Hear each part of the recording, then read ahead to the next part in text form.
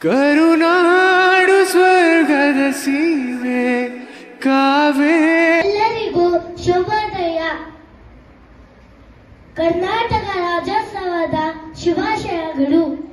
Karnataka Rajyotsava November 1ರಂದು ಆಚರಿಸುತ್ತೇವೆ. ಕರ್ನಾಟಕ ಧ್ವಜವು 2 ಬಣ್ಣದಿಂದ ಕೂಡಿದೆ, ಕೆಂಪು ಮತ್ತು ಹಳದಿ. ಧನ್ಯವಾದಗಳು. ಜೈ ಹಿಂದ್. ನನ್ನ ಹೆಸರು ಹಫ್ಸಾ ಫಾತಿಮಾ. ನಾನು 6ನೇ ತರಗತಿಯಲ್ಲಿ ಓದುತ್ತಿದ್ದೇನೆ. ಎಲ್ಲರಿಗೂ ಕರ್ನಾಟಕ ರಾಜ್ಯೋತ್ಸವದ ಹಾರ್ದಿಕ ಶುಭಾಶಯಗಳು. ನಮ್ಮ ರಾಜ್ಯದ ಸುವರ್ಣ ಪರಂಪರೆಯನ್ನು ನೆನಪಿಸಿಕೊಳ್ಳೋಣ ಮತ್ತು ಕರ್ನಾಟಕ ಭಾಗವಾಗಲು ಹೆಮ್ಮೆ ಪಡೋಣ. ಕಲಿಯೋಕೆ ಕೋಟಿ ಭಾಷೆ, ಆಡೋಕೆ ಒಂದೇ ಭಾಷೆ. ಕನ್ನಡ ಕನ್ನಡ ಕಸ್ತೂರಿ ಕನ್ನಡ.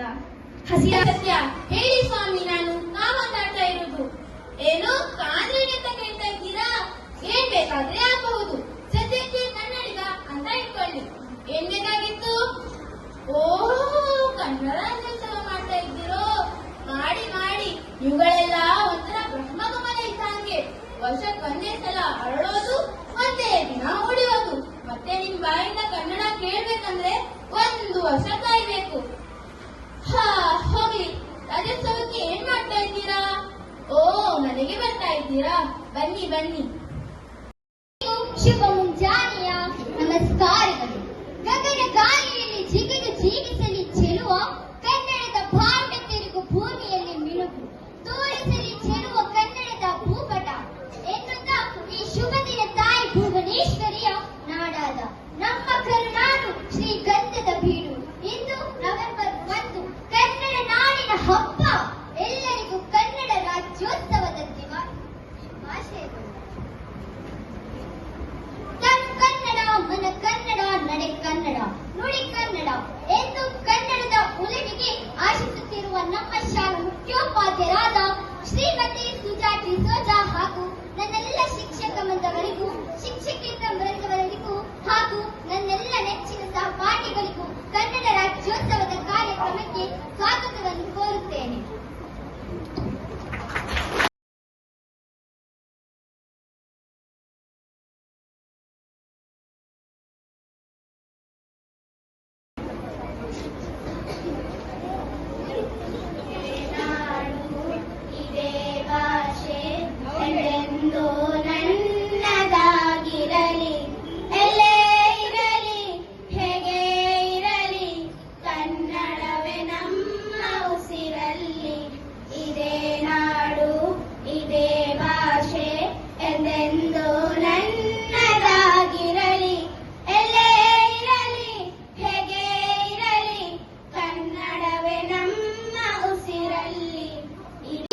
ಹುಟ್ಟಿದರೆ ಕನ್ನಡ ನಾಡಲ್ಲೇ ಹುಟ್ಟಬೇಕು ಎಂದು ಹೇಳಲು ಬರುತ್ತಿದ್ದಾರೆ ನಮ್ಮ 4ನೇ ತರಗತಿಯ ಪುಟಾಣಿಗಳು ಉಮ್ಮೆ ಹನಿ ಮತ್ತು ವಿನಾಲ್.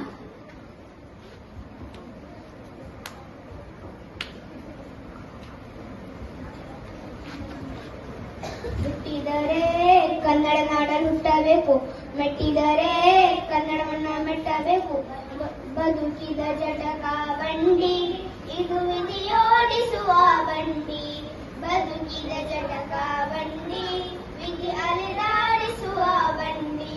ಹುಟ್ಟಿದರೆ ಕನ್ನಡ ನಾಡ ಹುಟ್ಟಬೇಕು, ಮೆಟ್ಟಿದರೆ ಕನ್ನಡವನ್ನ ಮೆಟ್ಟಬೇಕು.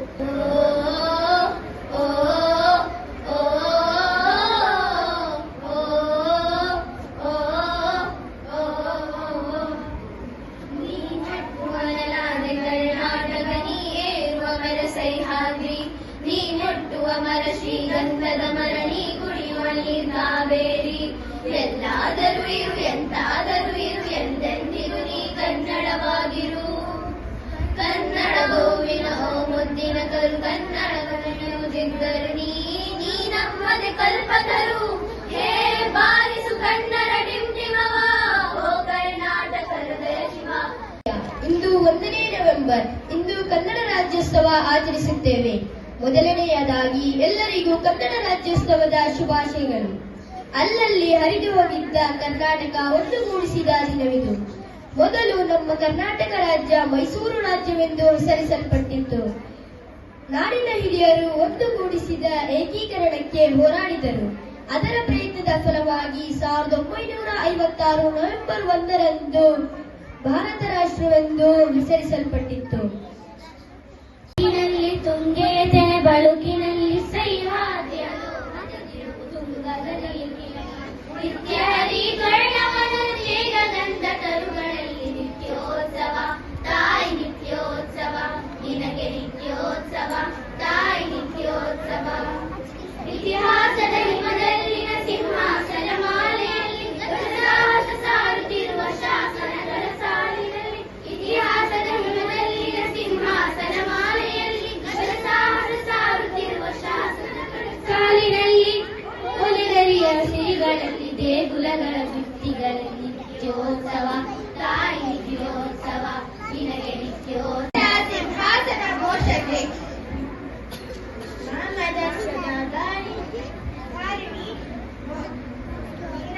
ವೀರರಾಣಿ ಕಿತ್ತೂರಿ ಚೆನ್ನಮ್ಮ ಅವರಿಗೆ ಬಹುಪರಾಗ. ಜಯವಾಗಲಿ ಜಯವಾಗಲಿ ಜಯವಾಗಲಿ. ಮಂತ್ರಿಗಳೇ, ನಮ್ಮ ರಾಜ್ಯವು ಕ್ಷೇಮವಾಗಿದೆಯೇ? ನಮ್ಮ ಪ್ರಜೆಗಳು ನೆಮ್ಮದಿಯಿಂದ ಇರುವರೇ? ನಿಮ್ಮ ದಯೆಯಿಂದ ಗುರು ಸಿದ್ದೇಶ್ವರ ಕೃಪೆಯಿಂದ ಸಕಾಲಕ್ಕೆ ಮಳೆ ಆಗುತ್ತದೆ. ಎಲ್ಲ ಪ್ರಜೆಗಳು ಕ್ಷೇಮವಾಗಿದ್ದಾರೆ. ಬಹಳ ಸಂತೋಷ. ಇದೆಲ್ಲ ನಮ್ಮ ಪೂರ್ವಜರ ಪುಣ್ಯ ಕಾರ್ಯಗಳ ಫಲ.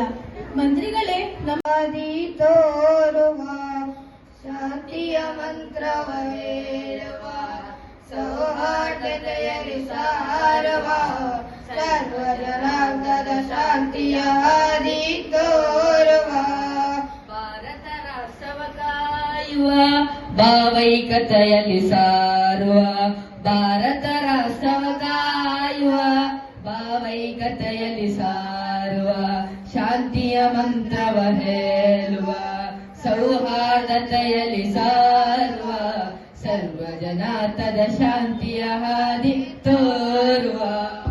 ನಾಡು ಇದೇ ಭಾಷೆ ಎಂದೆಂದೂ ನನ್ನದಾಗಿರಲಿ, ಎಲ್ಲೇ ಇರಲಿ.